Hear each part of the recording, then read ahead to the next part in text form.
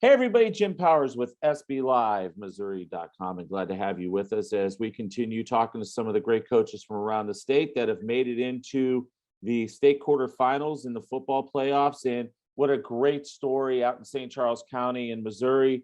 Wentzville Holt, what a terrific season they've had. And their head coach, Ethan Place, is joining us. And coach, first off, congratulations. The job that you and your staff have done over the last couple of years to really build this whole program to where it's at right now has just been unbelievable. Yeah, it's been a long but rewarding ride for us. Each year making just want to make progress and keep improving where you need to. And this has been a fun group to see them grow. This class from middle school and then all the way up to their senior season. The one thing, and with me living here in St. Louis, I keep telling everybody this: the GAC is turning into be one of the best football conferences in the state of Missouri. And the meat grinder that you guys had to go through, to get to this point, to win the GAC part of your conference, I mean, just an unbelievable, feat. But the atmosphere and bringing football back to Wentzville was just unbelievable. Yes, and I apologize if you can hear some of these announcements over the top. The GAC it's been getting better every year, and it had an issue there. Well, not issues, but the problems and challenges it had for years was it kept growing and new schools coming into play, and coaching staffs get split up, and that talent, it's tough to put together staffs for a long period of time.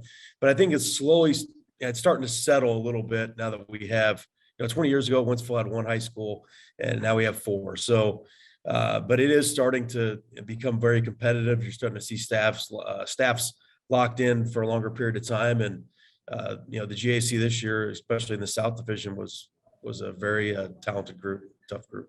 No doubt about it. Well, let's talk about your kids. And first off, it all starts, and this is a young man that I've talked a lot about on Fox 2 on Friday nights. Cooper Brown. Just talk about what he does for your program and, just him orchestrating everything offensively for you guys.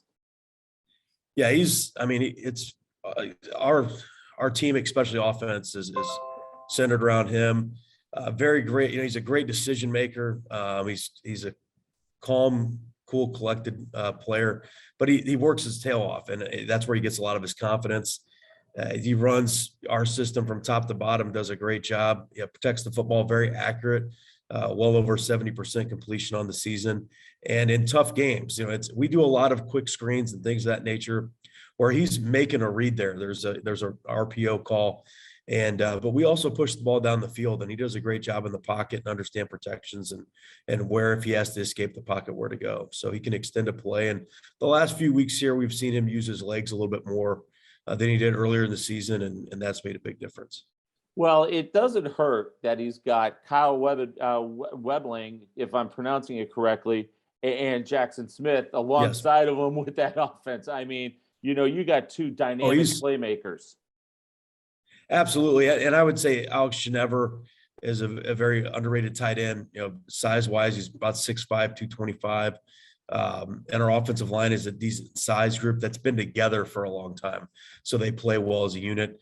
And it's probably nice to have, I know it's his younger brother, Quinn Brown at left tackle, but he's blocking for his older brother. So there's a lot of talent around him. And Kyle Webling is a downhill runner who does a great job in the last couple of weeks. He's really come on in the playoffs and been great for us. But yeah, there's a lot of weapons there for him to utilize, and he does a good job distributing the ball where he needs to go with it. The one thing I like about Kyle, and I just love how he sees the hole, he's able to plant and get right through it and get his shoulder pad squared up to where he wants to go. And, that takes a special talent. You know that as well as I do. And to see a high school kid doing stuff like that, it is just really, really great fundamentally on what you guys are teaching them. Yeah, he presses the hole very well in our zone read, and he has an idea by the front where it's going to hit, but he keeps his path. And then we tell him, one cut, and he's normally a one cut kid and gets north south. And as a physical runner, he wears on people as games go on and can run through blocks, being that physical guy.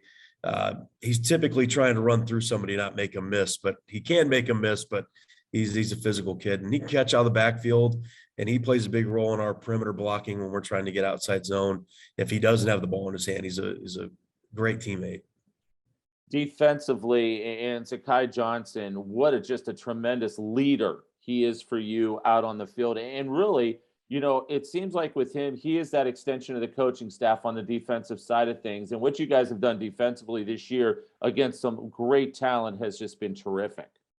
Yeah, and they've gotten better as the year's gone on. I thought we played the last couple of weeks, especially last week, some great defense against a talented offensive team with Elias that's very well coached, and challenge you a lot of different ways from a discipline standpoint, and they did a great job. Also, Isaiah Slaughter on the back end with Caden Duke, Jack Byrne at corner, Kyle Dill up front, Garrett Conley and Liam Kelly, and Logan Steer. I mean, they all play a great part. And our linebacking core from inside out is got a lot of speed on it. Richard Meyer, Owen Merrill, and then Caden Moore along with Sakai.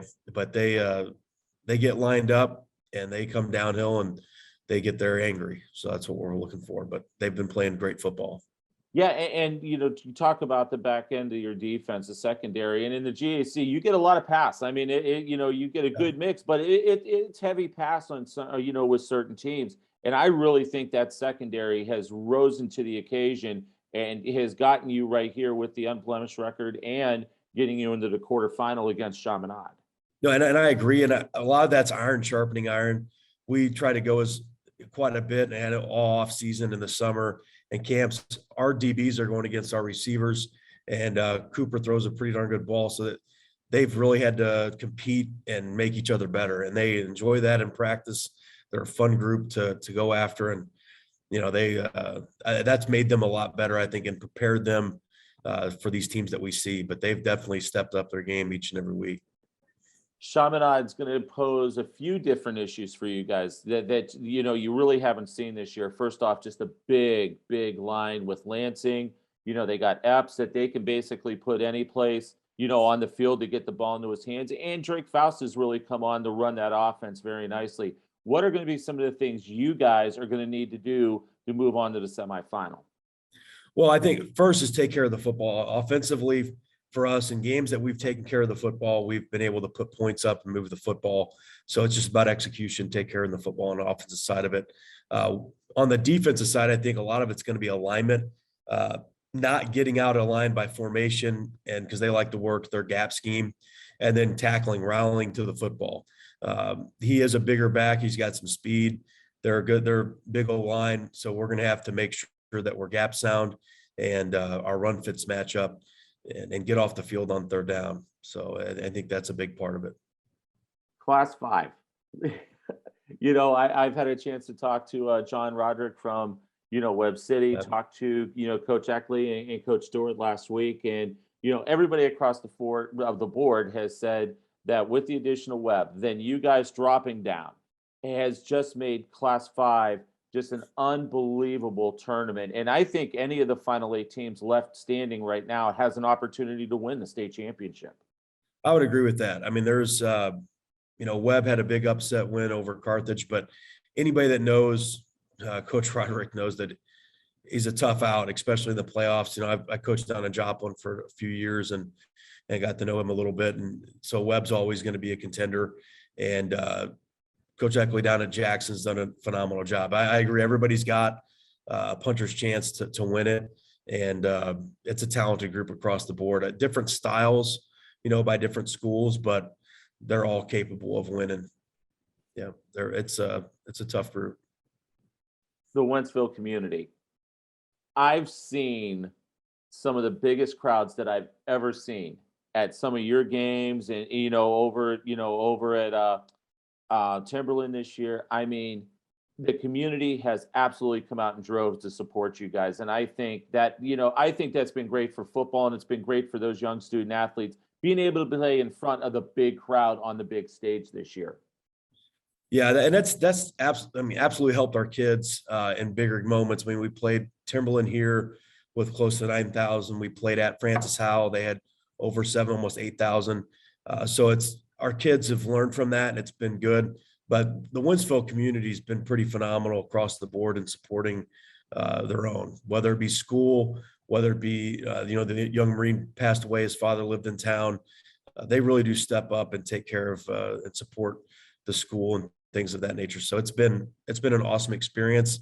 And from a kid's perspective, it's got to be, one of those something you'll never forget in your lifetime, being able to play in front of your town and your community and have them come out and support you. Yeah, that was the biggest takeaway that I had with some of your home games this year was just, those kids. I mean, I remember 4 or 5 years ago, I mean, getting a couple thousand for a game was going to be a stretch. And now these kids are going to remember playing in front of packed houses. And that's what the high school experience is all about. And those kids, you're correct, are never going to forget that. Yeah, and it's anybody that's been involved with Friday night football know that it's a huge event. You've got band performance, cheer performance, dance, the football game, all those things that are going on, inside and outside the stadium, the pregame things, and people are really embracing that. And we've got a lot of good performers on every level, and we all support one another. So I think there's a common relationship there, and that turns into big crowds on Friday night and a fun event. Outstanding. Well, Coach, I know it's a busy time. You got to get ready to go for the quarterfinal against Chaminade. Thanks so much for the time. It's been great watching you guys play all year. Can't wait to see the game this weekend, and it's going to be a lot of fun to follow you guys the rest of the way. I appreciate it. Thank you. Coach Ethan Place joins us here on SBLive.com, the Missouri side of things, and once again, a great matchup with Chaminade in Class 5 coming up. Stay with us throughout the rest of the playoffs. We're going to have you covered wall to wall with great coverage, great interviews from coaches, and it's going to be a lot of fun. I'm Jim Powers. Thanks so much for checking us out here on SBLive.com.